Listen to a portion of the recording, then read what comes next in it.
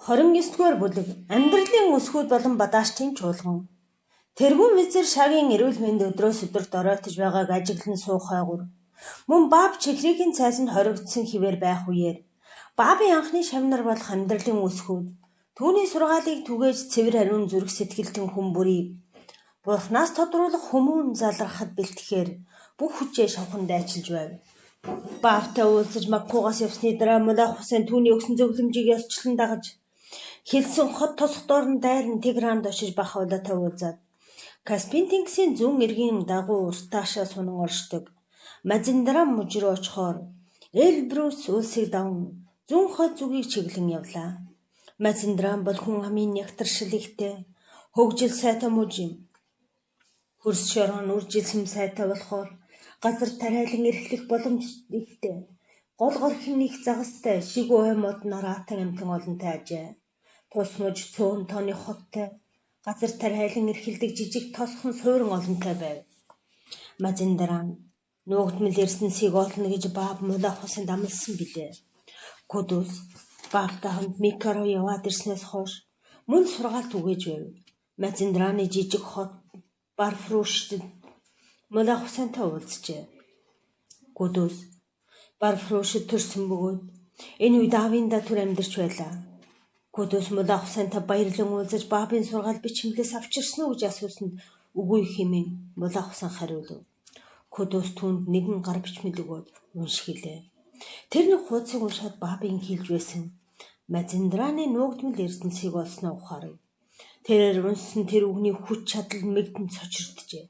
Тэр өнөөх бичгийг ширээн дээр тавингаа хүмүүн олон эрдэн мэдлэгээ шавхан авдаг тэр олон их сурвалжнаас ч хэмжээшгүй дагуу оргил ундрагаас онгод их аван эдгээр үгсийг зохиогч нь бичжээ гэдгийг ухаарлаа. Би эдгээр үгсийн тэнгэрлэг мөн чанарыг бүх хийлчийн сэтгэлээрээ хүлээн зөвшөөрч энд нэгсэн үннийг маргаангүй хүлээн авч буйгаа гэрчилж байна хэмээн хэллээ. Кудусыг хэсэг дуугаа хураасан дөрөөнд нам хүн болов. Молох Хусан энэ байдлыг түр ажиглаж зогсноо энэ бүхнийг Кудус бичснийг ойлгодог. Молох Хусан босч мэхийн ёслоод гүн хүндэтгэлтэйгээр Баабын хэлж байсан нуугдмал эрдэнэс миний нүдний өмнө ил байна. Үүний туяа альва эргэлзээний өчүүхэн сүүдрэж яллахаар гэрэлтэн. Хэдийгээр багш нь Азербайджааны ууланд хоригдож байгаач түүний эрхэм сайхан ач тусын шинж түүний хүч чадлын илрэл миний нүдний өмнө тодорлоо. Түүний алдрын тусгалыг би Мазиндранд олов гэж хэлв. Кудус Молох Хусаны яалтаа маш хаад руу явж тэнд хоёр сургаал түгээхэд ашиглах хоёр хүн амьдрах орон байр бэлдэж байхыг хүссний дагуу Молох Хусан маш хаад омгцоо хэсэг газар худалдаж аваад тэнд байшин бариулан Баби гэж нэрлэжээ. Тун удалгүй Кудус очиж сургаал дэлгэрүүлэх давлгаа тус мужийн бүхэлд нь бүрхэн Хорасанаас олон мянган байрын дэртэйч үүний үр дүн мэдрэгдэж байлаа. Тэр цагаас эхлэн Молох Хусан амьдралын эцсийн мөчийг хүртэл Кудусыг хүндэтгэн дээдэлж түүний хүссэн бүхнийг хүлцэнгүй биелүүлдэг байв. Кудус Молох Хусан хоёрыг маш хаад сургаал түгээж байх үед Бааб Перст байгаа бүх дагалдагчтай хандан Хорасан нутаг руу яран од гэж бичсэн юм. Баабын уриалга Персээс Ирак хүрч Тахирагийн сургаал түгээж байсан газарт очив. Тахира Баабын дуудлагыг сонсонгуудаа явахаар бэлдсэн. Гарбила Багдадын лам санваартнууд түүнийг битгий явж ятгаад амжилттай суулв. Тэдний ятгалаг анхааруулгыг үл тоон цөөн нөхдийнхөө хамт элсэнцэл Загросын талаар явж Хамадан орох замд аавынхаа төлөөний хүмүүстэй уулзлаа. Тэд түүний эцэгтэйгээ уулзан Каспийн хэсэг саатаач гэж гуйсанд тэрээр дуртай дөрөв зөвшөөрөв. Каспийн дэцэн хойно Тахира нөхөртөөгөө дахин амьдрахаас татгалзан аавындаа хэсэг байв. Тахирагийн хатам Хажимула Такин бас түүний нагад сах нь байсан бөгөөд Каспийн эрдэм намтай санваартан байлаа. Тэр төргөн хурц зантай маш явцуу хуурчин сүгүзэлтэй хүн байсан бөгөөд Шейх Ахмад Сэд Казим нарыг ширүүн эсэргүүцэлн буруутгаж сүмийн эндэр дээрээс тэдний сургаалыг доромжлон гутаасан яриа хийдэг байв. Тахирагийн энэ байдалд дургуун хүрсэн тэрээр Баавчуудыг улам чихээр дайрс давшлах болов. Шейх Ахмад Сэд Казим нарын сургаалыг бишрэн шүтэх Ширазын нэгэн хүн Хажимила Такиг ингэж тэднийг доромжилж буйд гутран түүний амийг хорохоор шийджээ. Тэр хувцсан дотроо буу авч яваад Эгзэгтэй цагийг тааруулан нэгэн өглөө үүр цай хоёр сүм дотор хажимулаа тахийг алсан байна. Хэдийгээр хэрэгт огт холбогдлого боловч Каспийн дэх баабын 3 дагалдагч хэлмэгдэн цаазаар авахулжээ. Энэ бол тус улсад баавчуудыг цаазаар авах анхны тохиолдол байсан бөгөөд тэр гурав Перс баабын шүтлгийн өмтөлөө амнасаа алдсан анхны хүмүүс байсан юм. Тахира гэр хорионд байлгаж байсан бөгөөд амнаас нь дээсэн дээр өндөр байв. Түүний амийг аварч аюуласлгүй Тигран руу газар хүрэхийг Бахавла зохион байгуулсан хэдий ч Тахира Тигранд хэдхэн хонсноо баабын өгсөн өдрөмжийн дагуу Курсан руу явлаа. Босгогчдыг дөнгөж дараад эмх замбараа олж ядаж байсан Кудус мал авсан хоёр борь бокс хийлгүү сургаалт өгөөж маш олон хүн зочлон ирэх боллоо.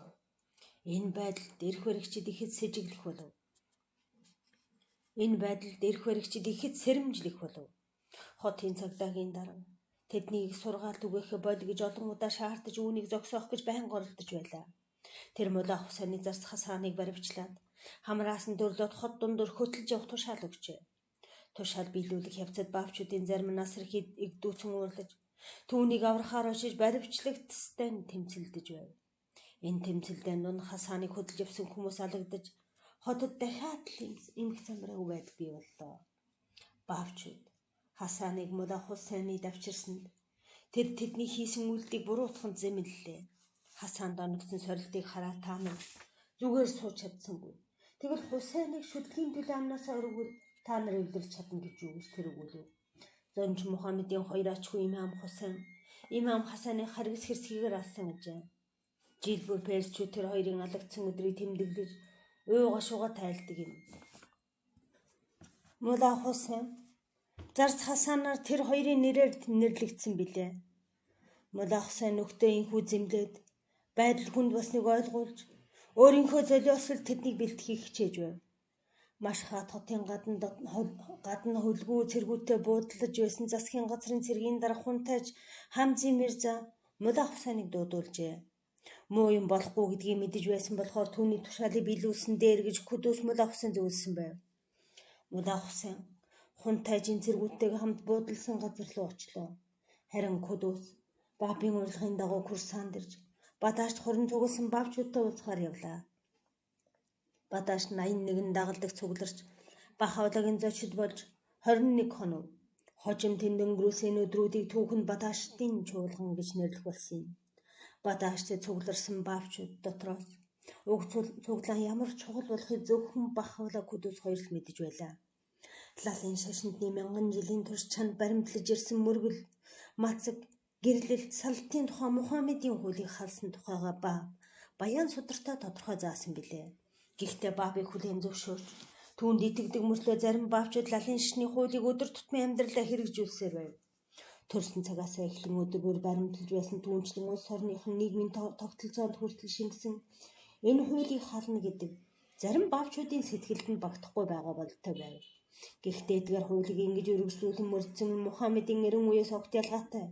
Шинэ эрен үеийг бааб тунхагласан гэдгийг ойлгоход нь тэдэнд саад болж байлаа. Зарим нь баабын шинэ эрен үеийг тодорхой ойлгож байсан учраас түүний тунхагласан хуулийг баяр хөөртэйгээр дагаж хуучин сүг үзэлтэй байгаа бусад сүсгнүүдтэй сэтгэл дундуур байлаа. Баабын тунхагласан сургаал нь бие даасан шинэ шашин гэдгийг сайн ойлгуулах цаг болсон хэмээн Бахавла Кудус нар мэдэж байв. Дээрх шинэ хуучны хоёр үзлийг ялган салгаж, үннийг тодорхойлж, няцаахын аргагүй нотлохоо хийх үйлдэлтийг энэ чуулган дээр зохион байгуулжээ. Чуулганы үеэр Бахавла өдөр бүр шад мөрийг нээн төрөж түүнийг нь цугласан олонд уншдаг байлаа.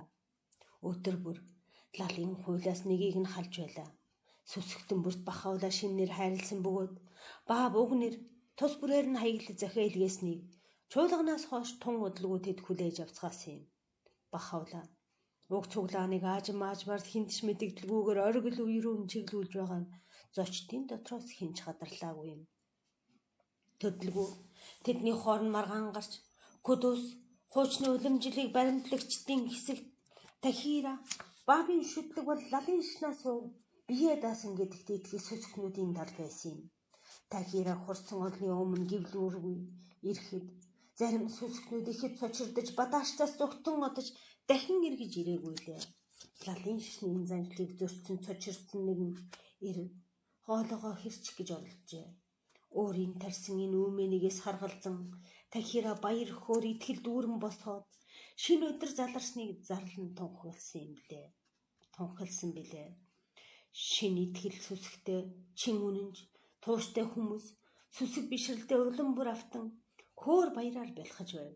Хэдий тэмч зарим баавчууд бадаштын чуулганаас ч өмнө лалын шашны зан үйлээс чөлөөлөгдсөн эрх чөлөөгөө ургуугаар ашиглан болчимгүй зохисгүй явдал гаргадаг байлаа. Тахирагийн нүүрний гэвлүүрээ тайлсан явдлыг тэд хувиа хичээх бэртгчин зан нийгмийн эсрэг замбраагүй байдлыг өөгшүүлж байна гэж буруугаар ойлгож байв. Эдгээр хүмүүсийн болчимгүй байдлын улмаас бадааштын ойролцоо амьдардаг оршин суугчдын дунд уур хилэнгийн гал бадарч баавчуудыг илбээр дайран давчлах шалтгаан болсон юм. Чуулган дуусмаг тэд бадааштаас явж байтал ойролцоох Нияалаас хөрөнгийн оршин суугчид тэдэн рүү давталжээ. Тэднийг унтаж байтал гэнт дүүрээр давталсан Бахавла Тахира болон нэгэн залуу гурваас бусдын найснаасаа болоод тал тийшээ тар зүгтсэн байна. Тосхны хүмүүсийн дайралт дарагдаж эхэлсэн Бахавла хийсэн алхмыг нь буруу гэж ойлгуулад дээрэмцэн эд зүйлсийг нь буцаан өгүүлжээ. Нияалагийн хүмүүсийг анд нөхөд рүү төрхөрсөн цөөн хэдэн баавчууд энэ давталгоноос хань баавын шүтлгээс гарцгаалаа. Нияалаад болсон явдлын дараа баавчууд бие биетэйгээ салахаас үйлдэн мөрөөхөн оджээ. Бахавла Мазиндраны нуур руу гэртээ харж Кудус Тахира хоёр бас Мазиндран руу явсан боловч Кудусыг тэнд баривчилсан юм. Түүнийг мужийн төв амуул хот руу аваачиж хотын эрдэм номтой нэгэн санваартны гэрт хорж байв. Мулаа Хусэн хунтаач хамцын Мирзагийн буудал төр саатаад эцэст нь маш хаатад буцаж ирэв. Ирмэгцээ тэр Карбила руу явхаар зэхэж байсан бөгөөд олон баавчууд түүнтэй хамт явахыг гуйж байжээ. Ингэж байтал Чикригээс элж ирж Бабын илгээмж болон ногоон турбан малгайг нь авчрав. Ногоон турбан бол Зөнч Мухаммед Юдмын хүн болох илтгэсэн бэлэг тэмдэг үлээ. Баби явуулсан илгээмж нь миний удам судрын бэлэг тэмдэг болсон ногоон турбан малгайг минь чи өмс. Хар далбааг минь өмнөө намруулан яаравчилж хайрт Кудуст минь туслаараа химээсэн байлаа. Мулаа Хусэн түүний хэлснийг ёсчлон дагжээ. Тэрээр нөхдөө маш хадаас холгоо цуглуулад хар далбаагаа намруулж Бабын ногоон турбан малгайг өмсөд амуул руу давшлан явлаа. Түүнтэй Бабын 202 дагалдагч байв. Энэ явдал 1848 оны 7 дугаар сарын 21-нд болсон юм. Үүнээс 1000 жилийн дэртэ Мухаммедийн дагалдагчдын нэг нь Зөнч мэргэний айлцсан доор хүүсийг хэлж байжээ. Курсанаас гарсан замаар хар далбаа хайсыг харах юм бол цасаар мөл хөөч байсан тэдэн дээр очихыг яаравчил. Учир нь тэд бурхны төлөөлөгч амлагдсан мэгтийг заларсныг тунхаглаж буй юм. Амуул руу явцсан Мулаа Хусэн найз нөхдийнхөө хамт дайрч өнгөрсөн тосхон суурны хүмүүс Бабын сургаалыг түгээж байв. Оцсон хот тосход бүртээ сургаал хүлээн авч байсан хүмүүсийг аяллалын марштай нийтлийг тэд гуйж байлаа.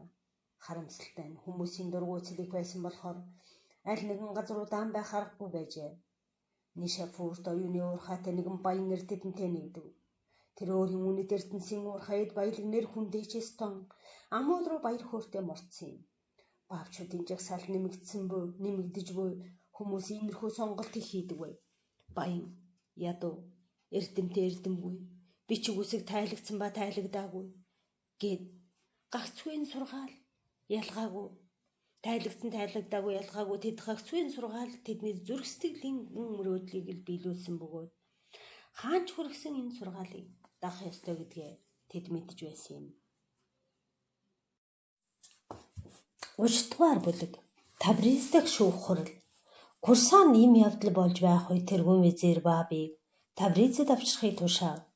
Бабыг дагалдагчдаас нь тусгаардаж улмаар Бабын хөдөлгөөнийг устгах гэсэн түүний төлөвлөгөө бүтлгүйцсэн ч тэрээр энэ байдлыг бас өөртөө ашиг гарган ашиглаж болно гэж боджээ. Хажи Мирза Акаси лалын шашинтны уламжлалт санваартан дээдсүүдийн дэмжлэгийг олж авах гэж их л тэмүүлж байлаа. Шаагийн бие таруу байсан түүнийг ингэж дэмжлэг олж авахд түлхсэн байна. Бабыг шийтгэж баавчуудын хөдөлгөөнийг дарах төлөвлөгөө боловсруулахаар лам санваартнуудыг Табризд хуралдуулахаар Хажи Мирза Акаси зарлан дууджээ. Энэ мэдээ Чихрэгт хүрэхээс өмнө Бааб мөргөлжилж ирсэн сүсгтнүүдийг буцааж, Макку болон чихрэгт байх хугацаанд туурсан бүх сургаал бичмэлээ Табризд аюулгүй хадгалуулах ажлыг зохион байгуулсан юм. Баабыг олон баавчууд амьдардаггүй хотоор биш, харин Өрмөйгээр дамжин Табризд авчирлаа. Тэрээр баасан гарагт Өрмөйд очсонд хотын захирагч хунтайж гүн хүндэтгэлээр хүлээж авч түүний эр зэргийг шалгахаар шийдсэн байжээ. Бааб нийтийн халуун усанд орохыг мэдсэн захирагч мориор явж хүрэхийг Баабаас гуйв. Тэр морин их догшин агаад хинч номхотгож чадаагүй байгаа гэдгийг ч бас захирагч мэдэж байлаа. Захирагчийн агтж энэ талаар Баавд анхааруулж бүү үнэ гэж зөвлөсөнд айж эмээсний хэрэггүй. Тушаалаа ёсчлон биелв. Харин биднийг бурхны ивэл даатах гэлээ. Захирагчийн санааг хотын хүмүүс мэдээлсэн байсан учраас тэд чухам юу болохыг үзэхээр ирж Өрөөмийн нийтийн талбай хөл тавих зайгүй болжээ. Өнөө морийг хөдөлж авчираад Баавд өгөв. Бааб морин даажуухан ойртоо амгаанаас нь барьж тайвшруулв. Морио хөдөлгөөн байсан бөгөөд Бааб түүнд мордоод халуун усны газар руу тайван шогшуудлаа. Цугласан олон түүний араас даган гүйлдэж дөрөөг нь үнсэх гэж хичээв захирагчийн зэргүүд тэднийг холдуулж байлаа. Хотын захирагч халуун ус хүртэл Баабыг явган дагаж дараа нь Баабыг өнөөх мориороо буцаж явах замд нь очиж түүнтэй уулзжээ. Олон түмэн Баабын бие угаасан уснаас авах гэж бие биенээс өрсөн халуун усны газар руу гүйжээ. 1848 оны 7 дугаар сарын сүүлчийн 7 хоног Бааб Табризд хүрчээ. Яг энэ Мулах Хусын нөхдийнхөө хамт амуул руу аялах гараагаа эхэлж байв. Табриз хөл хөдөлгөөн ихтэй хот болохоор Баабыг хотод байлгуул аюул учирч болцсохгүй гэж хотын эрх баригчид үзэж байлаа. Тийм Баабыг хотоос холгүй нэгэн байшин байлгах болжээ. Хурал хотын захирагчийн гэрт болох ажээ. Түүний хурал болох газар аваацсан танхим дүүрэн хүн цугларсан байлаа. Маш олон хүн цугласан болохоор харуулууд хүмүүсийг түлхэн шахаж Баавд зам гаргаж өгч байлаа. Баабыг танхимд ороход дүүрэн хүнтэй өрөө нь ганц л суудлах хоосон байв. Уг суудлыг удахгүй эцгийнхээ хаан ширээг залгамжлан авах удам залгах хунтайч хотын захирагчид зориулсан юм байжээ. Бааб танхимд байгаа хүмүүстэй мэдлээд эзэнгүй байсан суудлал суулаа. Түүний царай сүр жавхлан хүч чадал туяарч байв.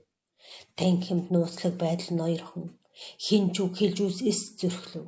Гэтэл хунтайжийн номын багш Баабд хандан та өөрийгөө хэн гэж үзэж байна вэ?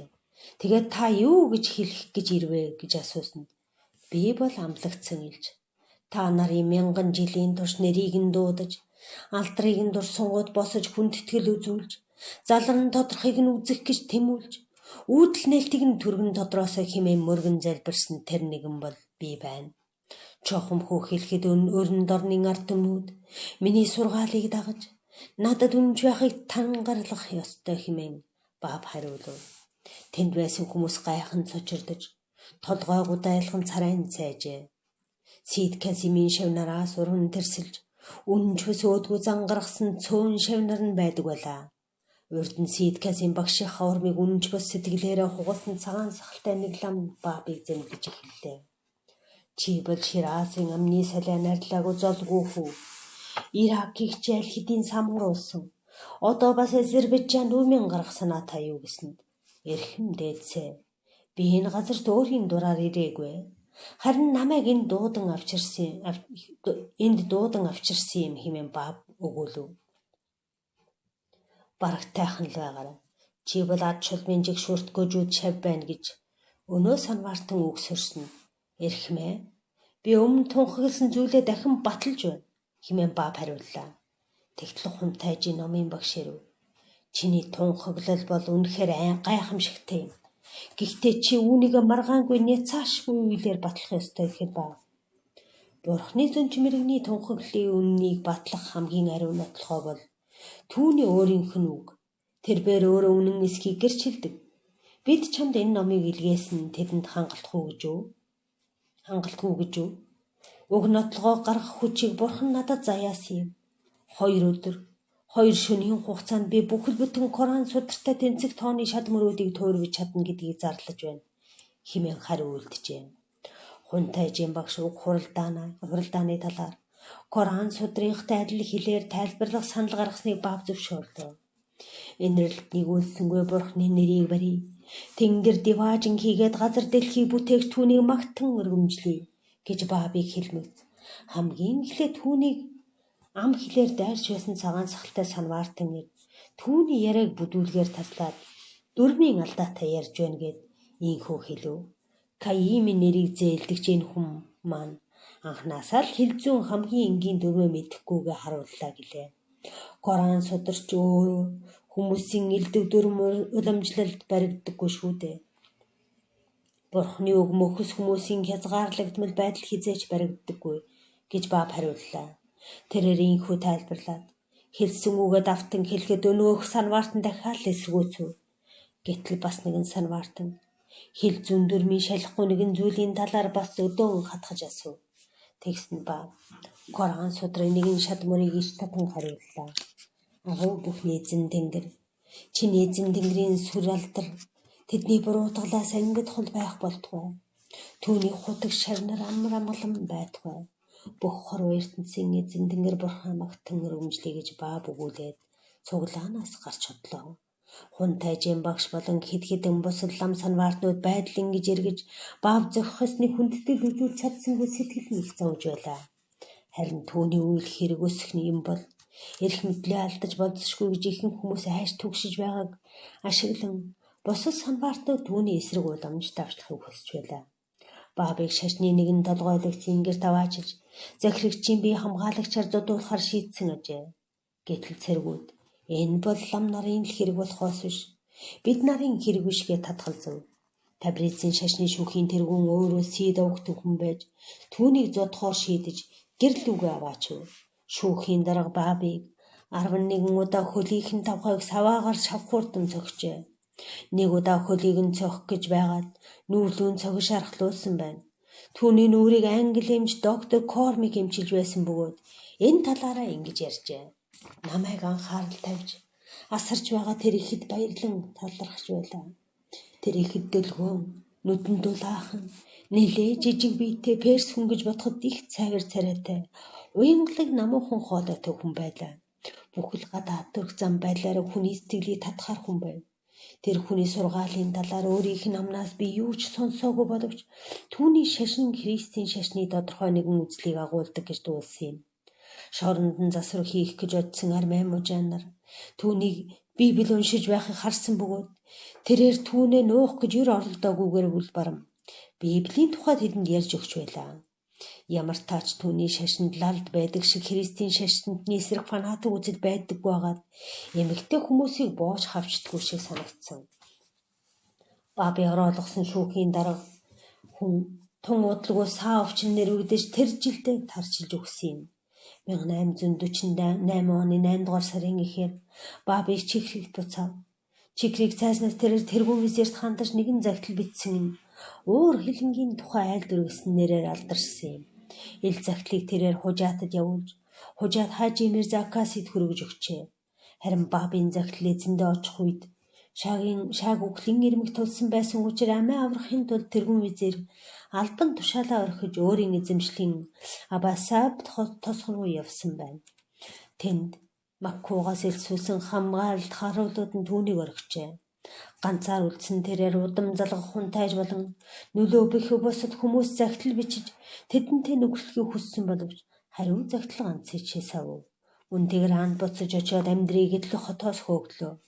Тэр Азербайджаанд очин Макку толгой хорогдсон газар ирэхээр явж байтал замынхаа голоос хөөгдөж нэгэн ариун бунханд оргонохоос өөр аргагүй болов. 1848 оны 9 дугаар сарын 4-нд Мухаммад Шахнаас барж Персийн хаан ширээг шинэ өдөрдөгт залгамжиллаа. Хажи Мирза Акасагийн хэмжээшгүй хөрөнгийг тэр хураан авав. Яван явсаар тэр Карбилад оргиж дараа жил найз нөхөжгүй ганцаардмал байж байгаад өвчин баригдан нас баржээ. Зовлонгийн далай 1848 оны 9 дугаар сараас 1850 оны 6 дугаар сар 31 дугаар бүлэг Шейх Табаригийн бүслэл Персийн шинэ хаан Насриддин Шах 17 настай байлаа. Түүний тэргүүн визирийг Мирза Таки хаан гэдэг. Мирзатаки хааны аав нь Мухаммед Шах хаан ширээнд сунгуудаа алуулсан ухаан сэргэлэн Каим Макамын гэрт тоогооч хийдэг байв. Каим Макам нь тоогоочонхоо хүүгийн гайхалтай авьяас чадварыг ажигласан анхны хүн байлаа. Мирзатаки хаан өөрийн энэ авьяас чадварыг ашиглан доод гарлаасаа хааны өргөөнд албааших хүртлээр дэвшиж чаджээ. Тэр их чадварлаг, маш шийдэмгий хүн гэдгээр алдарсан байсан бөгөөд удам залгах хунтайч хаан ширээн залрангууд Мирзатаки хаан нэрнээсээ бусад байдлаараа Персийн захирагч болсон юм. Бааб Табризээс Чикрэгт эргэж ирээд баавчуудтай чөлөөтэй уулзаж байлаа. Яхия хан хоригдлоо үнэнч байж мөргөлждгийг Чикригийн цайз руу чөлөөтэй нэвтрүүлсээр байв. Тэр үед баавтай уулзахаар ирсэн мөргөлждгийг нэг нь түүний нагц ах Хажи Мирза Сийд Али байлаа. Хажи Мирза Сийд Али хайрт дүүтэйгээ уулзалгүй 2 жил болсон тул үл тэсвэрлэн иржээ. Тэр Ширазд ажил хэрэгээ эмхлэн янзлаад хойд зүгийг чиглэн амаргүй замаар явсаар Азербайджанд хөл тавилаа. Түүний ирсэн баабыг ихт баярлууллаа. Тэр Чикрэгт хэсэг хугацааг өнгөрүүлж баавд итгэх улам их итгэл бишрэлтэйгээр тэндээс буцсан билээ. Баав Чикрэгт зочид мөргөлждгийг хүлээж авах завсар чөлөөндөө сургаал бичгүүдэд туйруулж перс хэл дээр баян судраа өргөжлүүлэн бичиж байлаа. Яг энэ үе Мулла Хусэн 300 орчим нөхдийнхөө хамт Кудусын байгаа амуул руу чиглэж явж байв. Тэдний аялал амар амгалан өнгөрч тэд хиндэж гайзавлан учруулахыг хүсэхгүй байлаа. Тэд баавд итгэх итгэл түүний зарлиг дүнд нь бүрэн хүлцэх сүсгээ нотлохыг л хүсэж байв. Эрт ороо хизээ нэгэн цаг тэдний тоо ихэд олшрон бод сүрдсэн хүмүүсийн зүгээс эсэргүүцэлтэй тулгарна гэдгээ тэд сайн мэдэж байлаа. Эрт ороо хизээ нэгэн цаг тэдний тоо их олширч бод сүрдсэн хүмүүсийн зүгээс эсэргүүцэлтэй тулгарна гэдгээ тэд сайн мэдэж байлаа. Тэдний үхтэж буй аюулын талаас Мулла Хусэн байнга сануулж энэ зам биднийг өөрсдийн маань Карбилаар хөтлөнө. Учрах сорил шалгуурыг даван туулахад бэлэн бус хинч болов аяллаа зогсоон гэртээ харж болно шүү гэж хэлсээр байлаа. Мулла Хусэн нөхдийнхөө хамт Мазиндраны намгарахыг тэгш талыг туулж Кудусын төрсөн газар Барфуруш хотод ойртож яв. Тэр хотын лам санваартнуудыг ахлагч хотын иргэдийг баавчуудын эсрэг төрхөрчээ. Хотын орсон суугчид баавчууд руу давтсан хэдийч давталгооныг нь сөрөн зогсож чадсан тул Барфурушийнхан баавчуудыг дийлэхгүй гэдгээ ойлгож ухарсан байна. Баавчууд хотод байх юм бол их үмэн самун дэгдэх гэж айсан хотын удирдагчид Мулла Хусеныг нөхдийгөө аваад хурдан явахыг гуйжээ. Хотын цэргийн дарга Мулла Хусеныг анд нөхдийнх нь хамт эндээс амармын гаргахад нь тусалж тэднийг хамгаалан хэмээн Коран судрыг барин тангаргалсан юм. Гэвч хотын иргэдийг баавчуудын эсрэг төрхөрсөн өнөөг санваартан Хусрав хэмээх харуулын даргаыг тушаалаа ёсоор нь үл биелүүлж ойр орнгууд баавчуудыг довтлон алахыг цэргүүддээ тушаахыг ятгажээ. Баавчууд өөрсдөө чадварлагаар хамгаалсан бөгөөд тулдаан дууссан хойно юу болсныг нь үзвэл Хусравын уршгаар бүх цэргүүд нь алагдаж ганц л хүн амьдэлдсэн байв. Мулла Хусэн чухам юу болсныг хотын иргэдэд яриараа гээд амьд гарсан ганц хүнийг Барфуруш руу буцаалаа. Энэ болон иймэрхүү бусад тохиолдлын улмаас Мулла Хусэн аюулгүй газар очиж оргинолгүй болохгүй гэж боджээ. Тиймээс сэлмэрнөөсөө бусад бүх зүйлээ хайхыг нүгтөө хэлээд Барфурушийн зүүн урагшаа 14 бээрийн зайд орших Шейх Табарасигийн бунханд дагуулж авчирлаа. Тэд бунханд 1848 оны 10 дугаар сард хүрсэн юм. Табарасигийн шейх нь имамуудын зан заншлын хүн ардад дамжуулан түгээсэн хүмүүсийн нэг байв. Мулла Хусэн нөхдөйгөө хамт энд амар тайван оргинож болохыг ойлголоо. Тэр баавчуудыг бунхны иргэн тойронд хамгаалтын хэрэм барихыг хүсээд тэр дор ажил ундралаа. Хэрэм барьж байх үед нутгийн хүмүүс байсхийгээ адил саад болж тэдэн рүү довтолдог байв. Довтлогооныг нь сөрөн өөртөө хамгаалахын тулд тэд ажлаа зогсоох хэрэг гардаг байлаа. Хэрэм баригдад дуусмагт Бах хавла Шейх Табараси зочлон ирээд Кудусыг суллах ажлыг хойш тавьж болохгүй гэж хэлжээ. Кудусыг суллахаар хэсэг нөхдийг явуулахыг Бах хавла зөвлөсөн юм. Бах хавла тэнд олон хонолгүй нуур Тегеран руу буцлаа. Түүний зөвлөсний дагуу хэсэг баавчууд аммууд руу явж хэрэгээ бүтэв. Кудусыг 12 дугаар сар Шейх Табараси ирэхэд баавчууд ихэд хөөр баяр болон угтлаа. Бах хавла Шейх Табарис руу 2 дахь удаага зочлохоор замд гарлаа. Гэтэл түүнийг амуул цаатуулан баривчилж хөлийн ул руу савааджээ. Түүнийг хамт явагсдийнх нь хамт Тигран руу буцаасан учраас бахавлаа Шейх Табарисид байгаа нөхөдтэйг нэгдэж чадсангүй. Барфрушийн лам санваартнуудын анхлагч болж өнгөрсөн явдал уурн хурж Шейх Табарисид байгаа баавчууд нутгийн зарим хүмүүсийн хүндэтгэлийг ихэд хүлээж байгаад атаархаж баавчуудын үйл ажиллагааны талаар худал гүтгэлэг бичиж тэднийг цэргийн хүчээр хороохыг ятгсан захидлыг шинэ шаагт явуулжээ. Инхэн хаанчлын ихэнд албад иргэддээ өөрийн хүч чадал эрх мэдлийг харуулах онцгой боломж юм гэж тэр шаагийг ятгав. Энэ санаа шин тэргүүн визир Мирзадаки хаанд их л таалагдаж тэрээр 313 хүний эсрэг 12 мянган цэрэг илгээжээ. Цэргүүд хэрмийг бүсэлж урт удаан бүсэлтийн үе эхлэв. Баавчууд цэргүүд биш. Ихэнх нь гар урчууд, хөдөлмөрчид, худалдаач, шашин судлалын оюутнууд болон олон түмний хүндэтгэлийг хүлээсэн лам санваартнууд байлаа. Гэсэн ч тэд довтлогооныг сайн эсрүүзэж хааны цэргүүдийг тархаж дөнгөв. Тулдааны үеэр цэргийн хид хідэн жанжингууд амиа алдаж цөөхөн хідэн баавчууд Шейх Табариси цайснаас гарч шаагийн зэргүүдийг бутрааж байлаа. Мэргэжлийн хид хідэн айрам цэрэг баавчуудыг цайзад нэвтэрч чадаагүйд тэрхүү визирийн уур хилэн буцалж байлаа. Баавчууд эцэст нь хоол хүнс цэврөөс авч чадхаан болж шаагийн зэргүүд үхэр буугаар тэрэн рүү буудах болов. 1849 оны 1-р сард Мулаа Хусейн нэгэн давшилтыг удирдах байхдаа шархтаж амнасаа алдсан юм. Хоол ундгүй басан баавчууд өвснөгөө модны навч өгсөн морныхот нь махыг төдийгүй яс сарсыг нь тэр чүгэл эмээлийнхээ савхийг чанаж идэж байлаа. Нэгэн удаа тэр 18 хоногийн турш гутлын ширнээс өөрийн мэдэх юмгүй байв. 4-р сарын сүүл хүртэл тэд бүхэл бэрхшээлийг даван эсрүүцсэн боловч залим ихэнд хууртагдаж ялагдсан юм. 1849 оны 4-р сар шаагийн дуу хунтайж нэгэн хороо цэргийг удирдах байсан бөгөөд тэр баавчууд өөртөө бууж өгвөл амнасыг нь өршөөж эд хөнгийг нь хураан авахгүй гэж Коран судрыг барин тангаргалсан юм. Кудус муу санаа залмихийг нь сэжиглэж байсан хэдий ч хунтайжийн сандыг хүлээн авчээ. Хунтайж явуулсан морийг үнэн Кудус 202 явган баавчуудыг дагуулan цайзан цөөн хүмүүсээ үлдээгээ цайзаас гарав. Гэтэл тэдний цайзаас гарвгүй юу? Өнөө тангарагаа мартсан юм. Хунтайж ихэнх хүмүүсийг нь баривчил цайзанд үлдгэсдийг хороохыг тушаалаа. Цайзанд байсан бүх хүмүүсийг алж цайзыг газартаа тэгшилж олон баавчуудын цогцыг доромжлон ойгоор нэг тараасан юм. Дөнгөж амьголтой үлдсэн хэдэн л тэр үед үхлийн талбараас өгтөж чадсан юм.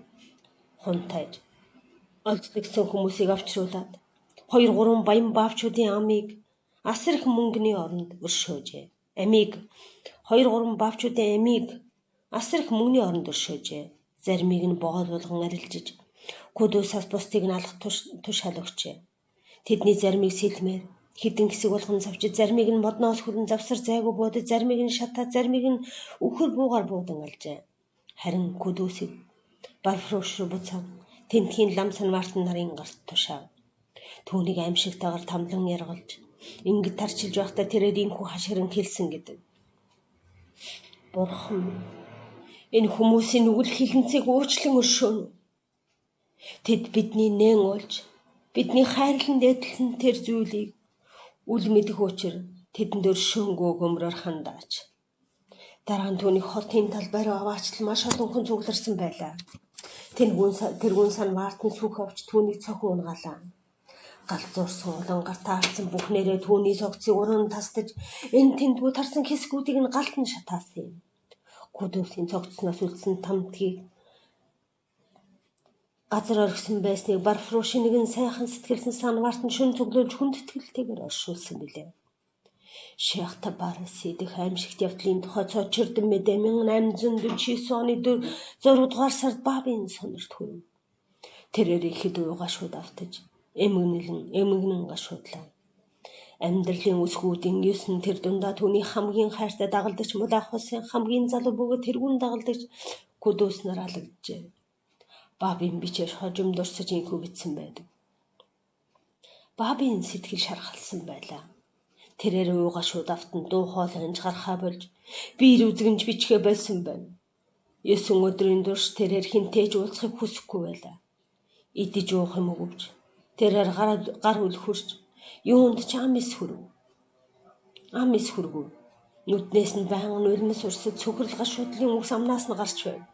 Хөшигний цаанаа тэрээр өөрийн гашуутсан сэтгэлийг тайлж хайрт бурхантайгаа ганцаар ярилцаж байх нь надад сонсогдож байлаа. Шархалсан зүрхнээс нь ундран урсах эмгэнэл гашуудлын үгсийг би бичиж авах гэж оролдов. Ой гашууга тайлж хэлсэн үгсийг нь тэмдэглэж авч өгмөн тэрээр таамаглаж битсэн бүхнээ устгахыг хүссэе. Хүнд зовлондоо талхалагдсан тэр зүрхний шаналл гашуудах дуунаас юу ч үлдээгүй. 5 сарын турш тэрээр энэ их үй гашуу цөхрөл гаслангийн далай дамбун үгээ хэлж байлаа. 1849 оны 11-р сард баав дахин сургаалаа айлдан дуурж эхэллээ. Энэ үед бичсэн анхны сургаалаа тэрээр Мулаа Хусэн зориулсан агаад бүтэн 7 хоногийн турш Кудус Мулаа Хусэн болон Шейх Табарис дамирууц нөхдөө магтан дуул алдрыг нүргэмжлэн бүтээл дуурвлаа. 11-р сарын сүүлээр тэрээр Сая хэмээх сүсгтнээ нэгэн даалгавартайгаар Мазиндран руу илгээжээ. Аян чин жуулчин шиг хувцлаж туйлын ангижирсан чин ариун сэтгэлээр Мазиндран руу явагдсан. Тэнд хүрээд миний үйл хэрэгт өөртөөхөө халуун цусаар сүсэг бишрлээ үлдээсэн тэдгээр хүмүүсийн цогцсыг хадгалж буй газрыг миний өмнөөс эргэн очихтун. Тэрхүү ариун газарт очоод бутлаа тайлан тэргүүнээ гудайлан хүндэтгэл үзүүлээд тэдний алдар нарсыг дурсаж мөргөл үлдээд бунхныг тойрогтун. Өөрийн тэнд очныг дурсамжуулга миний хайрт Кудус Мулаа Хусэн хоёрын цогцыг хутсан ариун хөрснийх нь атга дээжийг надад авчид. Надтай хамт Наврузыг тэмдэглэхийн тулд энэ баяраас өмнө ирэхийг чармайлтав. Энэ баярыг би дахин үзэхгүй л болов гэж загчээ. Сая бабын заврыг аваад Шейх Табарисыг хүрэх замдаа Тегранаар дэрж Бахавлагийн гэрт очив. Энэ үед састай хүүтний эд тачигнсан өвлийн дунд сар байлаа. Сая даянж маягаар аяадуухан хувцлаад хөл нүцгэн аялж байжээ. Энэ үед Вахид Бахавлагийн зочилж ирээд байлаа.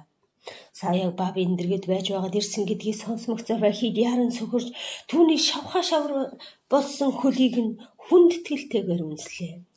Сая Тегранд байх богинохон хугацаанд Бахавла бабд нэгэн загтал бичээд чихрийг түнд аваачиж өгөөрэй гэж гуйв.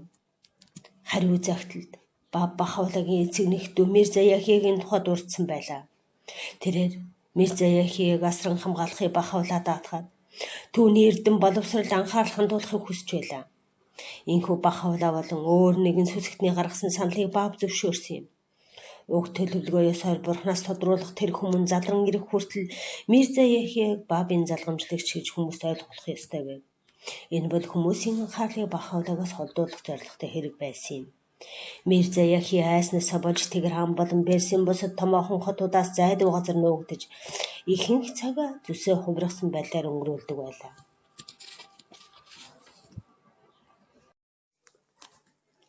Гучин 2 дугаар бүлэг Теграны 7 баатар.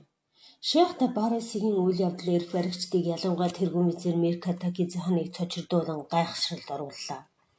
Баавчуудын маш удаан хугацаанд тессэн олон тооны цэргүүдэн тулдаан далагдсан эцэст нь зөвхөн муу арга зал хэрэглэсний дунд баавчуудыг арайгаж дарж авсан тухай мэдээг сонссон тэргүүн визир тэр сүзэлтэн баавчуудын игнийг бүхэлд нь алах болон аль болох тэргүүн хугацаанд хүүс тэмтрэх хэрэгтэй гэж шийдсэн байлаа.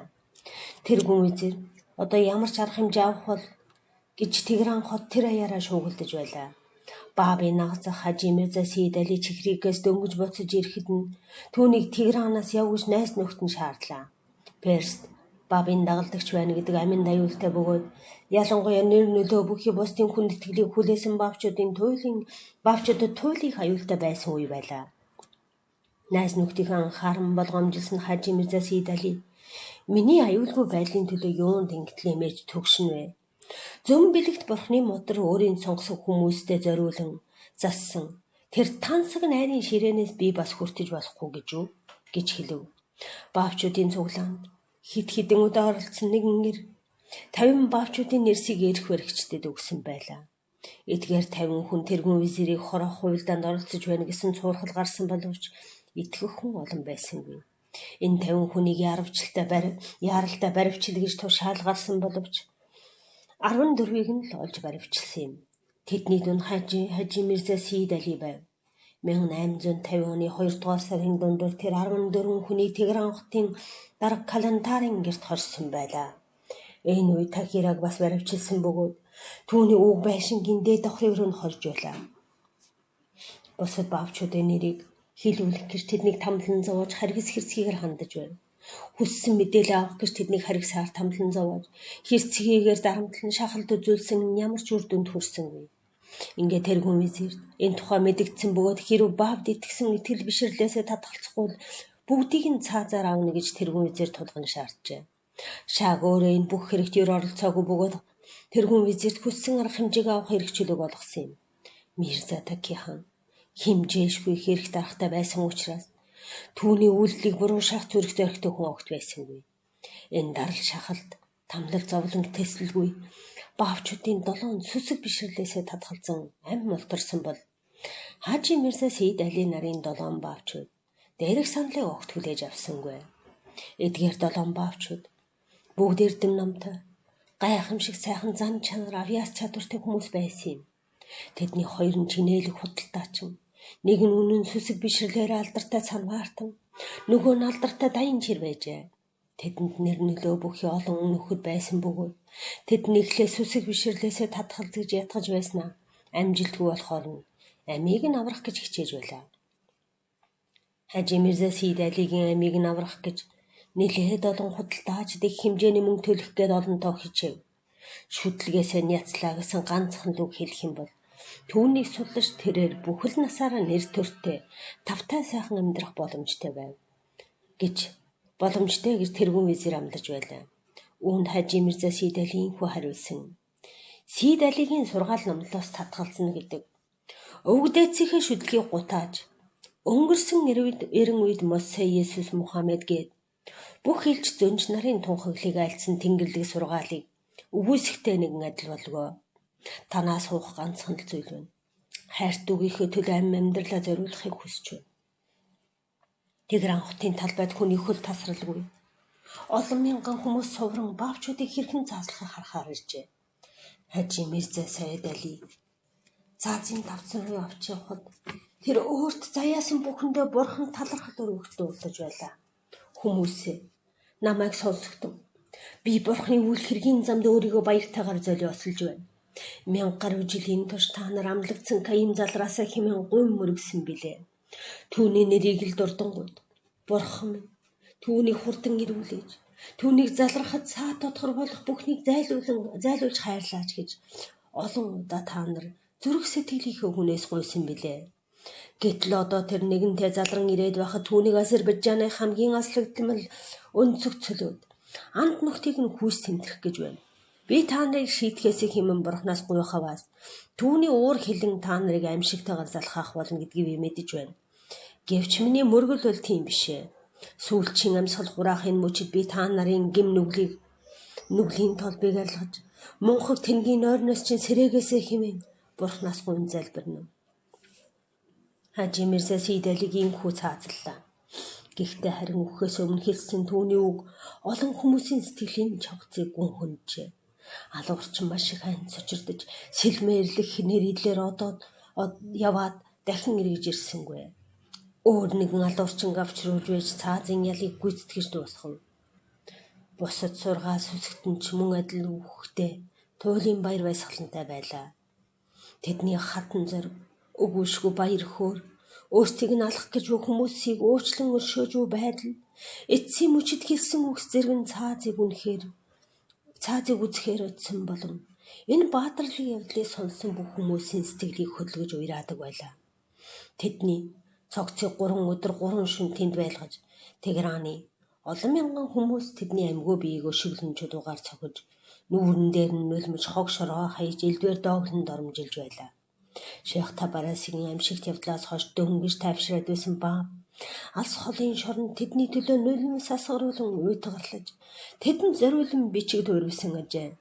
Сэхэрэлтийн өдөр амлагдсан Каимын өмнө алхах 7 ямаа гэж лалын нэгэн уламжлаар Баав тэднийг нэрлсэн юм. Тегераны 7 баатрын хотын гадна нэгэн булшинд хамт оршуулсан билээ. Баав энэ хүн цохилд гашуудж байтал Вахитын төрсөн хот Найризэд бас нэгэн бүслэл тохиолдлоо. 33 дугаар бүлэг Найрис Занжан. Баабын сургаалыг хүлээн зөвшөөрсөн цагаас эхлээд Вахид уйггүй сургаалт өгөөж байлаа. Шейх Табарасгийн бүсэлтийн ихэнх үе тэр Курдистан Үржирдэд байсан юм. Мулах Хусэн Кудусыг аврах гэж байгаа хэмээн сонсоод тэдэнтэй нэгдэхээр явлаа.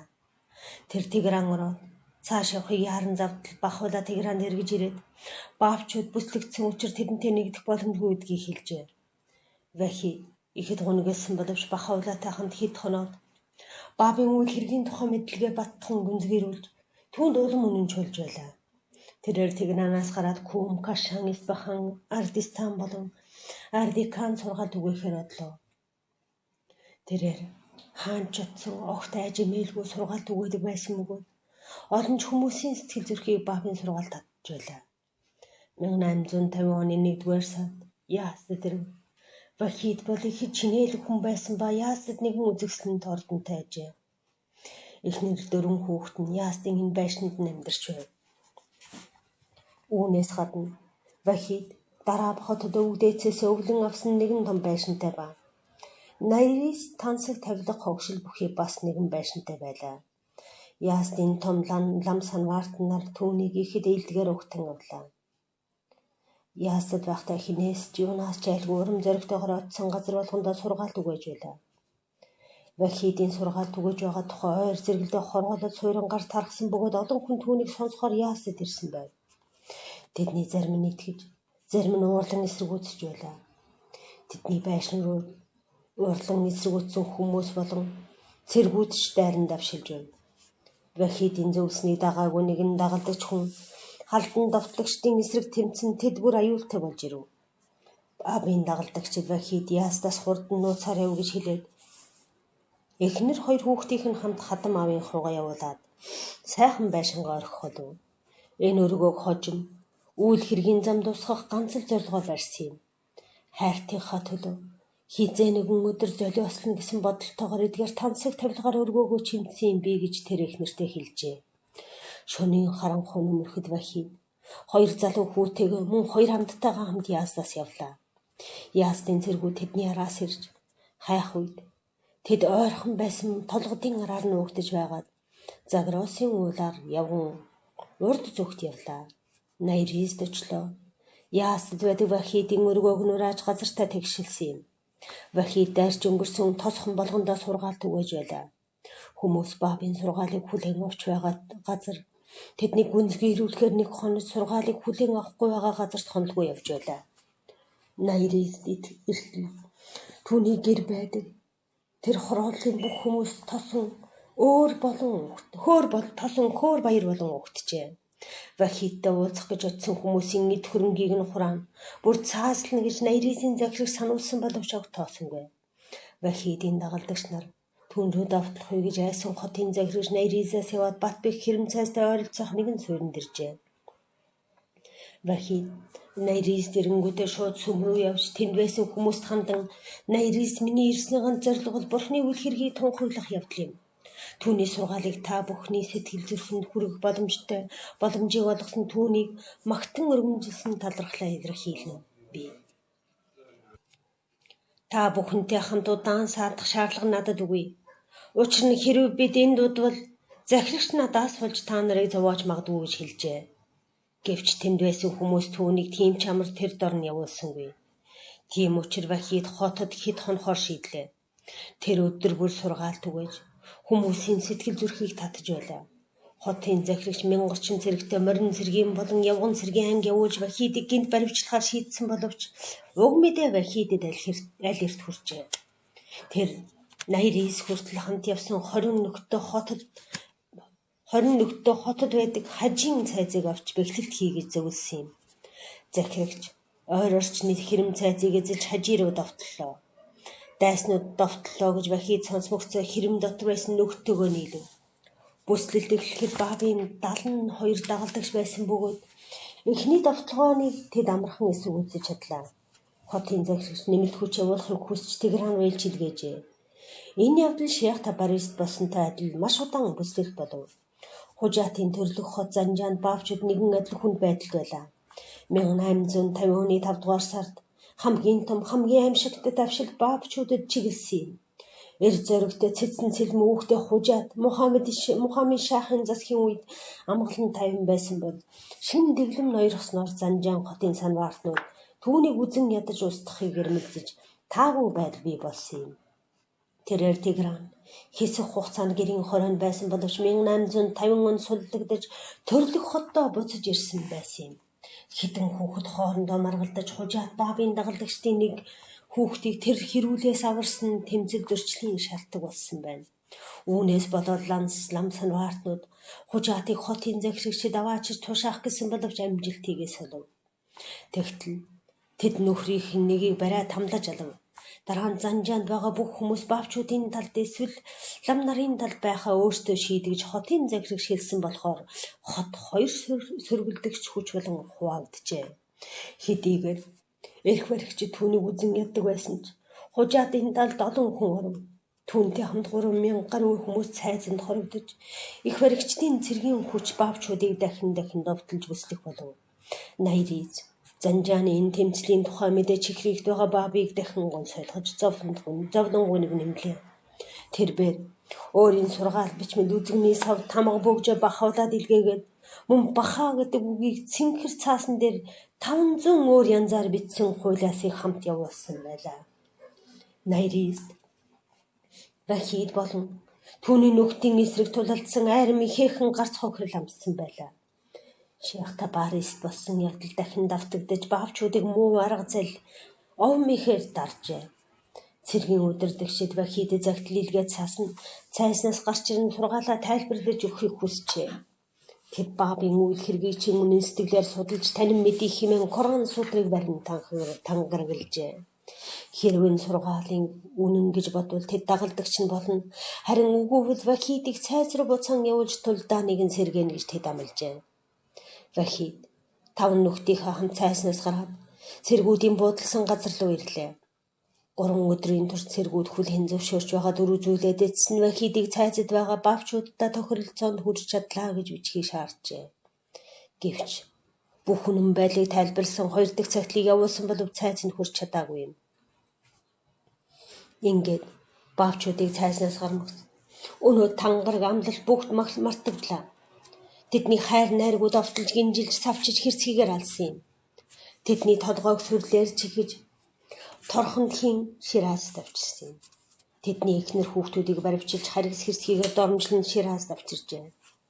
Цайзыг газартай тэгшлэн Найризийн улам байр байшин нураасан билээ. Вахид ингэр байсан хороолыг бүхэлд нь нурааж орсон суугчдыг нэг хэмжээний мөнгөөр булан авчээ. Мухаммедийн удмын хүн гэдгийг нийлгэх ногоон төв малгайгаар нь Вахидыг борноос уяад Найриз хотын удамжаар чирч явсанд хүмүүс түүнрөө чулуун шороо нүүлгэж үхтэл нь зодод занчид цогцыг нь шорон донд өнхрүүлэн орхисон байлаа. Найризд болсон явдал тэргүүн визирийн айлгон цочоолоо. Улс орны эрх ашиг аюул дуртаж төр засагч энэ мэд аимшигт явдлыг даарт төсвөрлөхгүй болох нь түүнд тодорхой болжээ. Өмнөх тэргийн визир Хажи Мирза Акаси баавчуудын хөдөлгөөнийг дарж чадлагүй зүгээр өнгөрөөсөн тэрээр уур хилэн буцалж байлаа. Баабыг лам санваартнуудаа ном аялцуулаа түүнийг дийлээ гэж тэргүүн визир бодсон боловч энэ тиймч баталгаатай арга биш гэж санагджээ. Дагнуулуудынхаа мэдээг сонсоод ийм маягаар шийдвэрийг хэлээр сэтгэлтэй болохыг тэр мэдлээ. Үүний оронд баавчуудын хөдөлгөөнийг туншуурхаа нэг мөсөн дарахыг шийдэв. Тэгээд баабыг дахин Тавриз давчрахыг Мирза Такийн хаан тушаалаа.